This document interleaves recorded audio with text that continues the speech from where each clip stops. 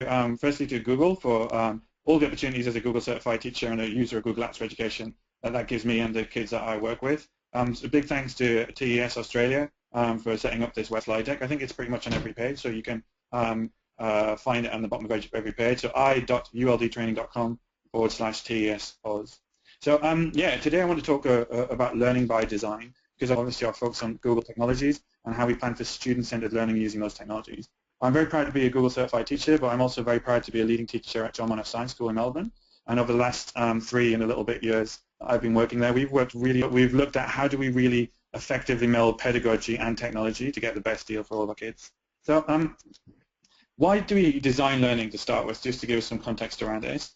Because some learning might be teacher guided, and the teacher guided part of things is probably a more traditional model of teachers pushing content and teachers deciding what is going to be learned and doing a fantastic job. But these things definitely have a lot of commonalities between them.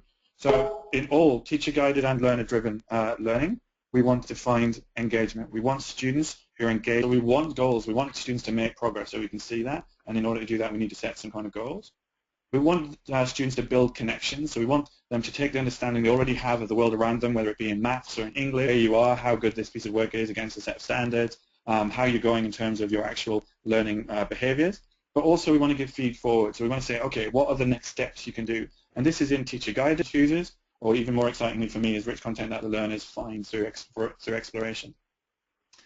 We certainly want learners to reflect on their learning. We want them to become better learners, not just better mathematicians.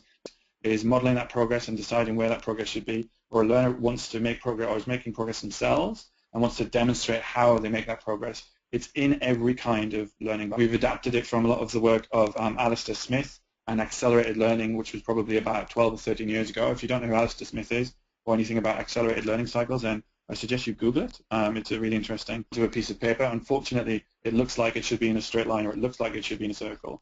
What these components I'm going to show you now are different components that we use when we're having either teacher-driven learning or learner-driven learning, but very effectively, I'm really happy to say. So at the start of every lesson, we will have an engager, and that engager has a purpose, and its purpose is to spark curiosity and to connect learning. So when you walk into another thing that we can look at in this space is, how is this learning going to connect back to what I already know? So we've designed engager activities, and I'm going to actually take you through some examples using Google Apps for Education in a moment. It's worth of work. Today's lesson sits at this point, and this is why we're learning what we're learning today. So putting that learning into context. We are going to have learning outcomes. Those outcomes might well be teachers. What would be really great learning outcomes for today? And at the moment, we have been playing around at Monash Science School with using knowledge sets. So obviously some learning outcomes around what mathematics are you going to know. We're really interested in how you grow, what kind of learning outcomes you can have around your mindset, the skill set you have, so different skills you develop, and even the tool set that you have. We have such a vast plethora of tools in Google Apps for Education in terms of Google Apps. There always needs to be input. So we need at points to acquire new knowledge. Could be a video, could be a text, could be an expert. I was really privileged last week to Opening Sciences Victoria virtual school, which I'm really proud of running. We use Google Apps for Education, so we could get the kids in that lesson to actually work in documents collaboratively with those students and talk to them about, I need to get this right, extrasolar planets. So he thinks he's discovered a planet which has a ring system 200 times bigger than, connecting those students through Monash Science School, Google Apps for Education as a platform, out to an expert scientist working in the field in New York, was for me just a revelation of what we can actually do with experts around the world. And you'll find that there's a generosity in those experts, which is fantastic, and people want to work with education. So whatever the input is, it could be to connect that information together and to be able to build their understanding. So we call this the construction phase, so time for learners to construct their own understanding. So it's something active they should be doing. Once they've done that construction, giving feedback and feed forward so that they can improve their work. And I'm going to show you some fantastic examples using Google Plus and YouTube. And then finally, we want students to reflect.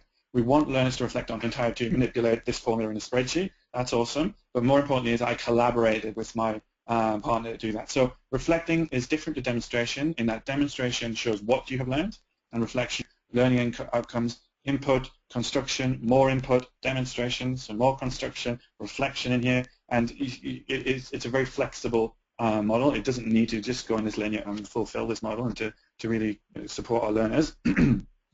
So let's have a look. And what I'm going to do is first I'm just going to have a little sip of water. That is water. And then I'm going to just drop out of my presentation because the screen as we go. So let's have a look at an engager. How can we use Google Apps for Education to create an engager? So remember, an engager is about sparking curiosity. Does anyone know what the number 2 search engine in the world is? Swan Yo from Google. Do you know what it is? Well, it's not quite a search engine, but I've kind of immense amount of content and how much content is being uploaded every day.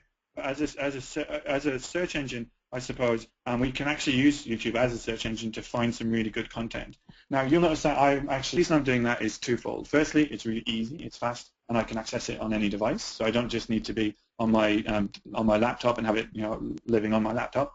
The second thing is that not only can I access it anywhere online, but I can also allow controlling. I can actually share my slides so that, as you can see up here, we've got an anonymous Ifrit, an anonymous pumpkin, Diane Farrell, who is a wonderful educator up in Redcliffe in Mildura, near Mildura, anonymous poke around. So students can have this on their screens beyond just having it up on the boards. So anonymous Nyan Cat, we now got us just right. But the other thing I love about using Google Slides, you see all of the options to do things like text boxes, images, all those kind of things. I'm going to insert a video. So what this does is it links directly to YouTube and gives you a search option there, content on great white shark. So we can see actually you've even got full documentaries there, great white shark diving in South Africa, killer whale versus great white shark, National Geographic video into my presentation. When I run the presentation, I will be able to show the video full screen as well. But all it does is just so quickly allows me to access really fantastic, rich, authentic, very, very quickly. The second thing I'm going to do is to show you something called Google Forms and how Google Forms can be used to gather understanding, because at the start of any learning, what I want to do is to know how my learners are going. Now, if anybody really wants to have a go at filling it in, they can look at they can click on this hyperlinked text in the presentation, and they can click on the link which appears underneath. Learning model, I'm confident with Google Slides, I'm confident with creating forms, I'm confident with conditional formatting, etc. So it just asks you lots of questions to say how confident you are about certain technology. And the reason I wanted to do that was using Grade 5 has been telling me all about the 24-hour clock. I think they're reviewing that at the moment. So it might be on a form that all of the kids get to fill in. I'm really confident with using the clock, graphing a parabola, or in science I'm confident with this defining photosynthesis. So the content of this is irrelevant. The idea is that you're gathering information from your learners. A lot prettier, so this one's a little bit more pretty. But the most powerful thing for me is what sits behind the Google Forms. So when we look at Google Forms, I can see I've had 45 responses to this form, and I can actually go into 2 new ones now. And what I've done is what Google Forms has done automatically for me is created a spreadsheet. Now I've hidden I've collected. 1 means you're really not confident at all with something, and 5 means you're super confident, and in between is kind of levels of confidence. So if we looked at this one, for example, I'm confident in it twice, or kind of not very confident. I can see that Chris, who's done it twice as well, is okay. Sam, he's not confident at all. Is that? Okay, I'm going to actually team up Swan, and I'm going to put him with Danny and Matthew, and Chris and Barbara, and I'm going to say, Swan, I want you to be lead learner. I want you to teach these guys how to do conditional formatting in Google Sheets. Or I want you to be lead learner. I want you to teach these guys how to tell. I can go to Format, I can go to Conditional Formatting, and I can create some rules. So if somebody has said 1, they're really not confident, I'm going to say if that cell in using different technologies. So if it's equal to 2, I'm going to give it amber. If it's equal to 3, I'm going to say that's pretty good, that's light green. If it's equal to 4, it's dark greens, that's really good. And if it's equal to confident with searching on YouTube. So I don't need to worry about that. I don't need to review that. However, if I look maybe, like I said, with conditional formatting or using Google Forms, I've definitely got a couple of experts, but I've got a number of people who aren't confident. So I might think about remodeling my cloud collector. So that's just a really quick quick question there. Yes. How often have you used this as a, for the period accordingly? Absolutely. So often it'll be after there's been a block of input. So I mean, sometimes I suppose if I'm at the start of a new unit, I would do this I'm in fact a French teacher. So at the start of, say, a grammatical, a few lessons that we're focusing on a French concept of perfect tense, then what I might do is to find out how confident students are on different. If I can run it again towards the end, it'll show me, whether they've actually all moved on. So it's a really nice way to gauge their confidence, and it's different. I can use it for testing as well, and that's a different about where they are in their own learning. So yeah, I can use it very often, and they're really, really quick to make. You know, it's if I've got this is the one I've used, and it makes a copy of the question above, and I just change the wording of this question. So I'm confident with swimming with sharks. So I can really quickly create these forms. I think analytics, which are up on the screen there, is so powerful that it's definitely worth it. And you can recycle these forms. You know, I can use them with different classes next year. I can adapt them for different meanings as well. So you send in this test and that test. But actually, when we look at their confidence growing, I can actually show a parent, this is your child's confidence in these different areas. So yeah, it's a really powerful tool, which I think once you start using it, you suddenly start seeing new opportunities to use it even. Of this presentation that you see there, and then also you can ask questions in the GoToWebinar control panel under the questions tab. Feel free to ask questions which we'll try to answer. Slide, so I don't even have to go to YouTube to find it. We've used Google Forms to gather an understanding of our learners. So that can be just 2 quick examples of engages. If I go on to the work on, so for example, at the moment we're doing problems that young people face in French. So that's what we're doing at the moment. So at the start of my unit, I've got a slide which I pasted 4 weeks. What are we going to achieve in this unit? And it might be that, and the really important thing is kids need to see their progress through learning. They need to have a roadmap that they're going somewhere. That roadmap might start at lesson 7 or 3, you know, and we're up to lesson 5 today, which, as you can see, fits into this overview because we're learning about sharks. You're going to see in a second why I keep talking about sharks. But I've got just an example up on the screen of learning outcomes. Sometimes, and I try to do this more often than not, and as much as I can, is I will actually have this in edit mode. And we will. Now, I suppose the outcomes for this session are understand how to use Google Slides to structure a lesson, understand how to find. But I'm also really interested in your mindset. Like if you're sitting out there going, I have no idea about Google Apps for Education, there's no way I could use it, it looks really complicated, then you have what I believe is called a fixed mindset.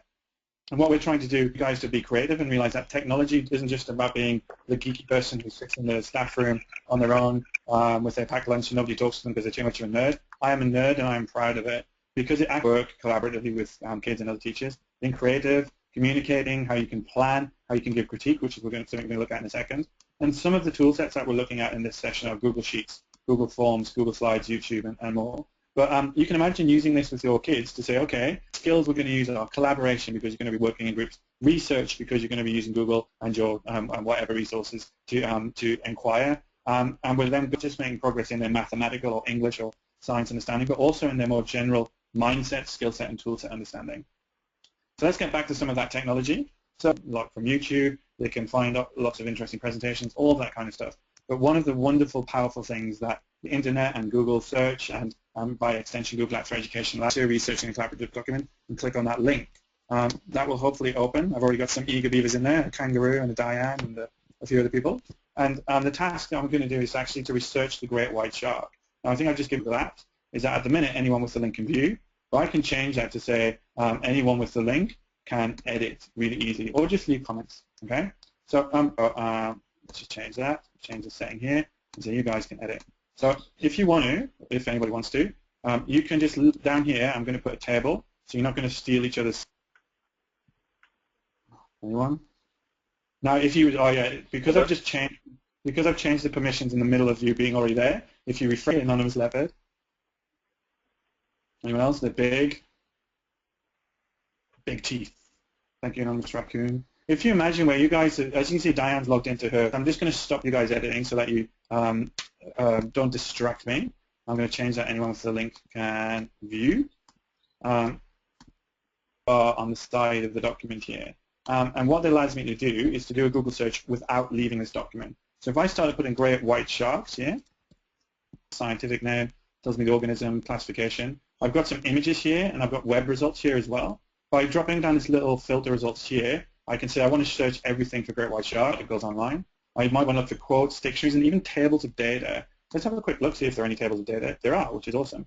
I've actually got great white location of results. I can preview it. I can actually export it into a Google Sheet, or I can cite it. Now, this is something which gets people excited about Australia.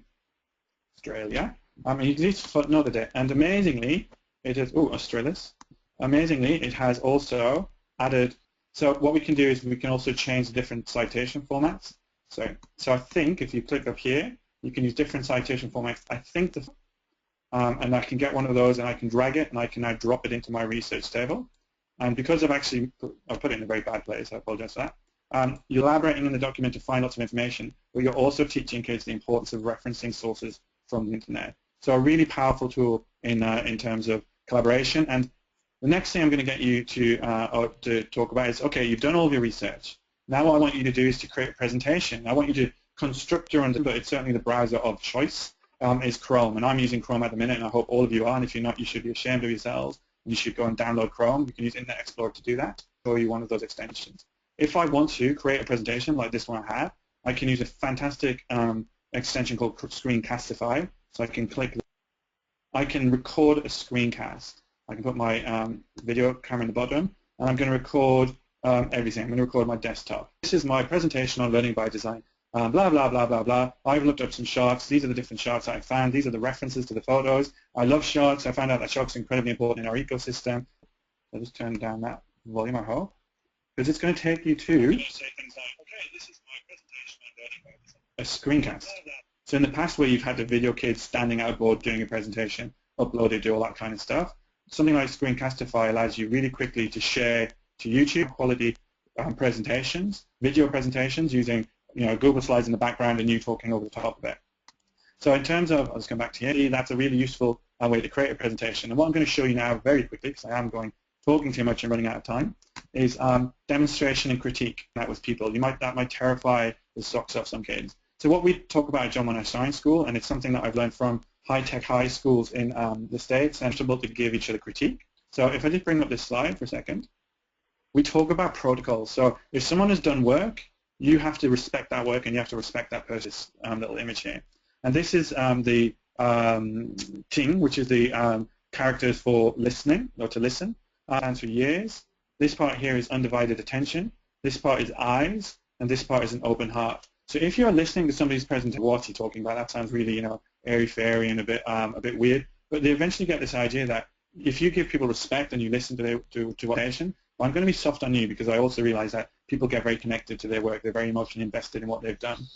So I can be hard on content, but I need to be soft on the one who's giving my suggestions and my critique. I need to learn to step back a little bit as well. So that's that bottom quarter.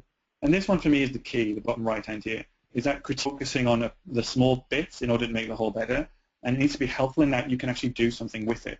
So if I say to another kid, that's a rubbish presentation, that's not kind, it's not specific, and it's not helpful. So it needs to be, all critique needs to be kind, specific, and helpful. So I really like that audio by getting a microphone. And then it just means that now kids know next time they do a presentation, keep doing the great things you're doing with layout, but maybe use a microphone and have better audio. Parts of, I suppose, Google overall is actually Google+.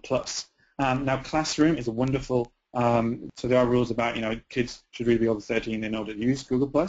So Google for Education went very hard in creating a similar product in Classroom for senior secondary schools. I actually have used Google+ a lot for a number of years, well before Classroom came out. So I'm going to show you just a little bit of a Google+ communication. So they've actually recorded themselves speaking French, and then put that into our Google+ community, or indeed you could put it into a Classroom feed. And other students here have given, now happy to share our work. And I'll just whiz down, make you feel a little bit ill, but just show you some different examples. Could be videos that we're giving feedback on, all kinds of different things, and embed them into Google+.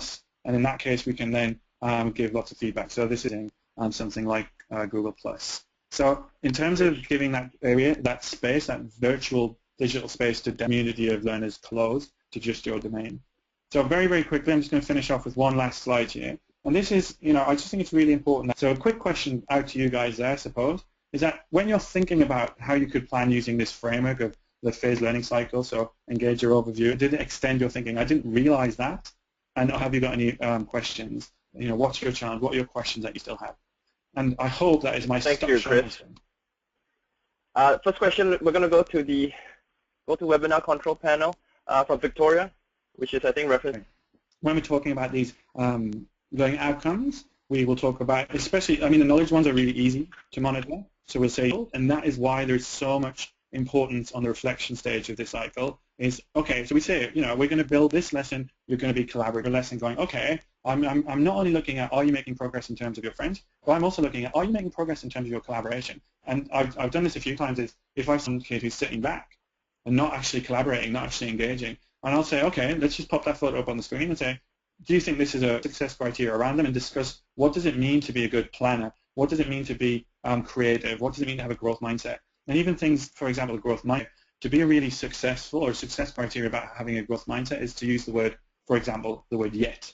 So my friend Diane, who I know is in this presentation, full word, which allows a growth mindset. So yeah, absolutely, we'll attach success criteria to all aspects of learning outcomes.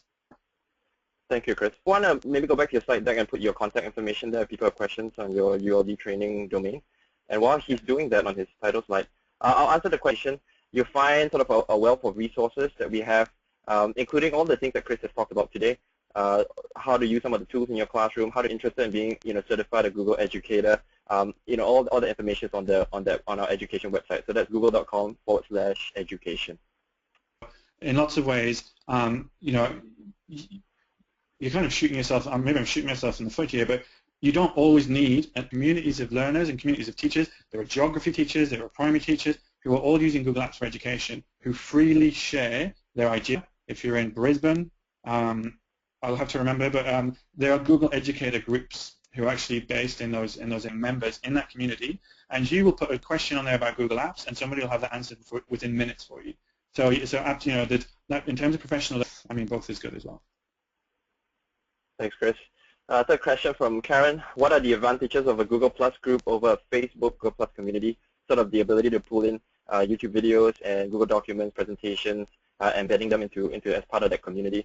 An organization, your school decides to go Google, then as one says, the integration of all of the different apps and the integration with Classroom, the integration with Page and that kind of thing. And I think, I mean, there's all in the media about how teenagers are leaving Facebook in their droves because it's no longer cool. But Facebook Page and things like that, they're for me very separate things. So Google Plus is a professional learning community. It's a community that I build with kids who I work with. The difference between a Google Apps for Education account is on your school domain, so it's not on your personal account, whereas I assume most of you will use your personal Facebook account if you have cognito animals, I assume, in the Google document. I don't know if you joined late, Bill, but I think Chris showed how he can choose to, as a public user, you get designated a incognito animal as opposed to the username that you would normally have with your Google profile. Yeah, we've heard that feedback quite a lot in terms of being able to share your whether it's in photography, whether it's in rock climbing, really strong interest-based communities, and not so much as a social network of strength of Google Plus in terms of finding folks that you can connect with that have a shared interest with you. Questions to keep posting on the control panel within the GoToWebinar tool. You want to take some questions that we got? The reason, so he's actually logged into his account, so he's able to join chat and actually say hello to me. So if you're logged in your Google account and you go to a publicly, yes, sorry, so Swan, next question. Mate. Okay, so Catherine from New South Wales asked whether the apps are free. Absolutely, Google Apps for Education groups, etc. So we actually bundle and give it away for free to all K-12 and higher ed schools and universities. And late last year, limit in terms of the cost, there's no cost of license and no limit on storage as well. And can I just, what I haven't done at all this evening, Swan, on the Monash University campus in Melbourne, one of the campuses, is that whole other side of any calendars or anything like that. Everything is integrated through Google Apps. So all of our lessons, all of our meetings are on Google Calendar, all of our internal mail is through Gmail. It's resources. So BC Biology will have its own site, and on that site we house all of the resources there and house them in Drive. Use Google Apps for that entire logistical side as well. Okay, we've got a couple more questions from the floor here. Karen asked, does Google Plus work in conjunction with Google Plus? You probably need a Google account to sign into your Google Plus account. So, I mean, you can have them, in sort of complementary products, but 5,000 employees. We use all of our own products. So we use Gmail as our corporate email and Google Drive for all our internal needs. So we definitely do not use any of our competitors. Probably have time for one more question. Chris, you want to take one more question? Yeah, absolutely.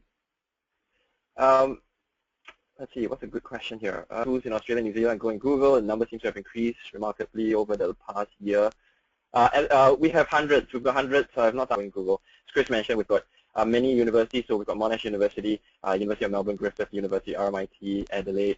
They see the powerful suite of collaboration tools. One thing I'd like to point out is, it started really as a conversation around Gmail. Moving to Google Apps because they want to have students collaborating on tools that Chris has demoed today, like Google Slides. Okay, one last question from Rebecca. How large is the cloud? Chris, you want to take a stab at this one? How large is the cloud? Again, the future of the internet is unlimited. I think we believe that more and more users are going to find more and more answers on Google, and they're going to manage relationships. For sharing his thoughts and his learnings at John Monash Science School. Again, if you have, and we're going to share the video that's been recorded as well on google.com/education if you want to find more resources to some of the stuff that was covered today. And with that, thank you very much.